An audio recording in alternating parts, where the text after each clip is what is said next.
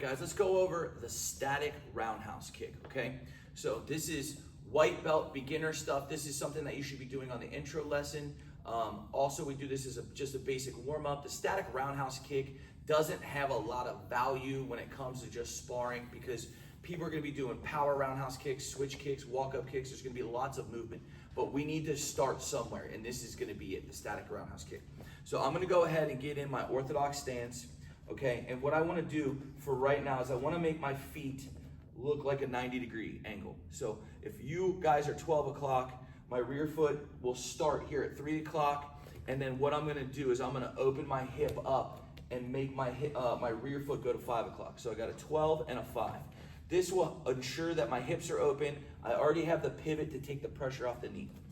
I'm gonna put my rear hand on the top of my head. I'm gonna put my hand out like this. I'm gonna be picking this knee up. And what we wanna get people good at is standing tall when they kick, okay? So you'll be here in your boxing stance and then you'll make the adjustment to kick, okay? So I'm in my 5 o'clock stance. I'm gonna rock back and I'm gonna put all that weight on the standing leg, make sure my hips are open. I'm going to turn my foot and get on my big toe, and I'm just gonna tap my leg, and my leg is locked, okay? Hands tight to here, and I put my hand out. And I wanna practice just swinging this leg up, okay? I'm not bringing my knee up and then flopping the kick out. That's a karate kick, we're not doing that, okay? So I'm just here, I'm tapping my foot, all my weight's good, my balance is good, my spine is over my leg, and I'm just picking that leg up and kicking. This is just a basic static roundhouse kick with the pivot already created.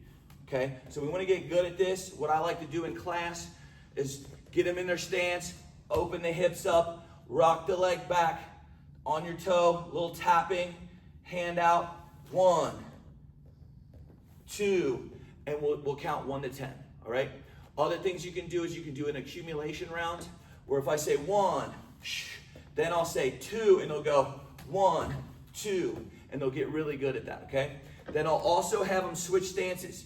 They may not be an orthodox fight or a southpaw, but we're gonna do this on both legs. And the thing I like about the static roundhouse kick is it builds the hip flexor. So now I'll go 12 o'clock, 7 o'clock, rock all my weight back, get my toe tapping. I'm exposing my shin here, hand up on the face, turn my leg, and picking that leg up, okay? And as they start to get good at this, they're already set up, they're stretching their legs out.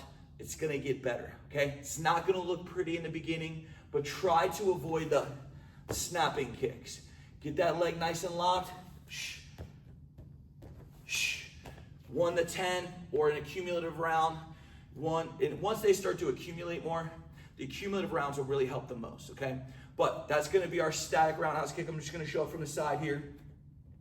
Open them hips up, here, boom, throw in that kick. Open the hips up right here, throw the kick. It's an easy way to teach it, easy way to set it up, and it's gonna get people stretching out and getting their hip flexors nice and strong.